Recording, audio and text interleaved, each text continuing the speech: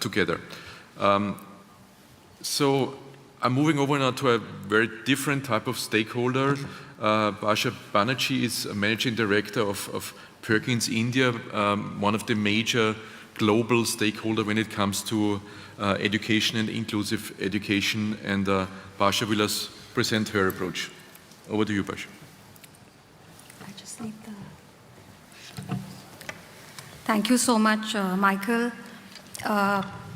Really a pleasure being here. Very good afternoon to everyone. Very quickly, I'm going to describe myself. I'm a woman in my late 40s, wearing a green color sari, shoulder-length hair, and I'm wearing a round black, a sticky thing on my forehead, which in India we called a bindi. So it's really a pleasure being here. And I'm going to kind of change track a bit, as Michael said.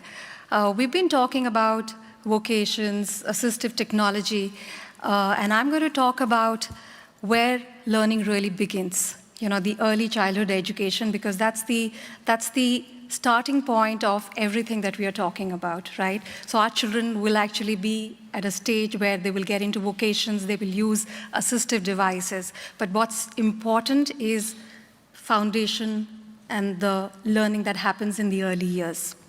I work and lead an organization, Perkins School for the Blind.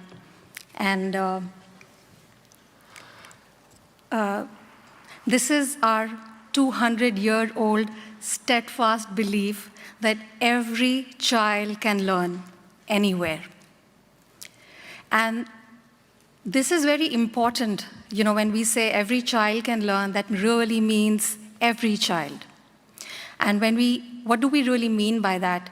We mean that we are not really policymakers or advocates. We are really hands-on workers where we work with children, their families, communities, and the school.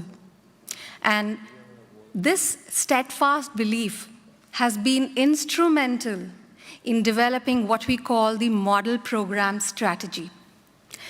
So in India, model program strategy goes by the name Project Prayas. Project Prayas. Prayas is a Sanskrit word which means an endeavor or an attempt. In Latin America, the same model program is called Project Pishan, which means the soul. So the names may vary, but the strategy remains the same.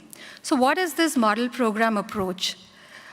On the slide, you see it's a triangle, and there is community and the family, and all of them, what we are really looking at is that how do we really foster interconnectedness from community and family to make sure that our children are learning, and that learning really happens in schools.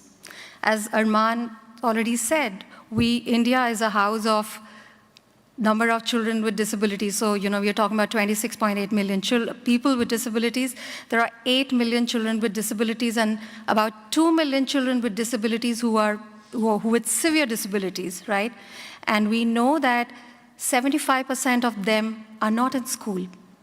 And this is one question that we had been asking ourselves over and over again. Where do children belong? Children belong to school. And that's what our goal has been.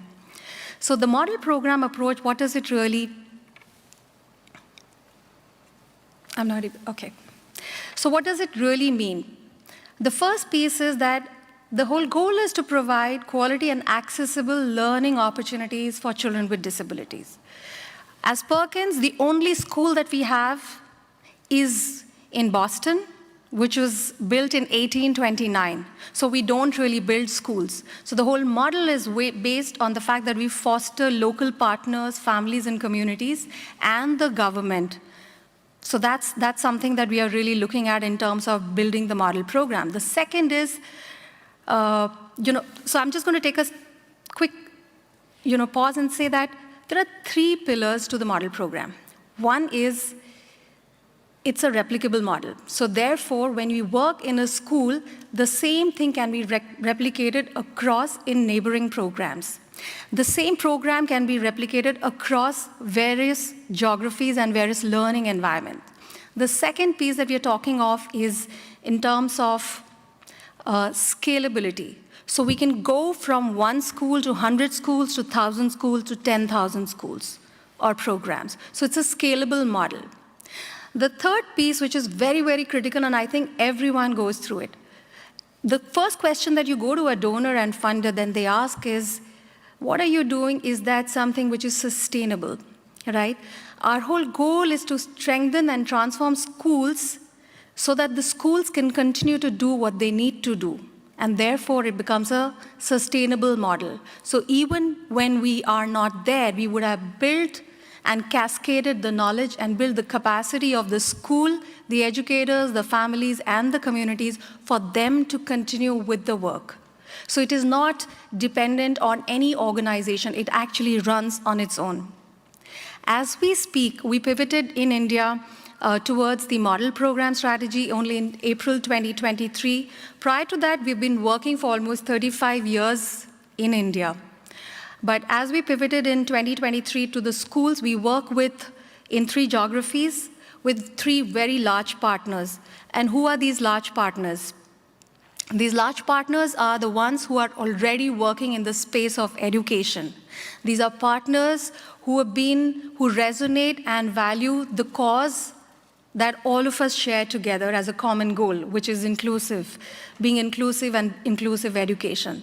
The third, these partners have an existing relationship with the government. And I think it's a global challenge that when you want to work with the government, the time taken, it's so long. So therefore, work with partners who already are working with the government system for you to really engage and bring about that systemic change. It's a very simple but a very powerful model that we are talking about today. We basically just have an agreement with the school partner, which is either, we go through the NGO or the government. We do a school selection, and I think that's an important piece because there are partners who come to us and say that, can you be in 300 schools? Can you go into 1,000 schools? We are working. We say that no, because I think disability is one space which the code hasn't been cracked. So therefore, you have to be very sure there will be a lot of learnings, and these learnings only help you to get sharper and better. So therefore, we select schools, do an assessment, a baseline assessment, and the baseline assessment is actually done using a benchmark tool, a research tool which has been developed over the last 10 and 15 years, and it's a constantly evolving tool. And that's something that we use, which uses a very scientific way of evaluating where the school is today. It doesn't really say it's good or bad. It just figures out where is the school today and what do we really work, because each school has their unique needs. Each community has different kind of learners who work with them. And this really goes through a 12-month period, which is the first step in terms of the beginning of our journey of our model program. We are in 16 countries today, and as I said, it's a replicable model. So the model is adaptable and can be used in any learning environment. Perkins globally has reached 1.2 million children, but I think we have 239 million children yet to reach, and the goal is very, very arduous. So it's a very simple ask. I think children just need us to do more. And any kind of a scaling takes people and pipeline. And I just want to this is the picture that I love. Anybody recognizes the picture? No? Yes, that's Helen Keller and her educator, Anne Sullivan. And Helen Keller and Anne Sullivan were graduates of Perkins School for the Blind. And I want to end with this quote: alone we can do so little, together we can do so much. It's a call for anyone who wants to partner with us in India or any other geography in the globe, around the globe. Please reach out. We will be more than happy because we want every Helen Keller to have an Anne Sullivan. Thank you so much.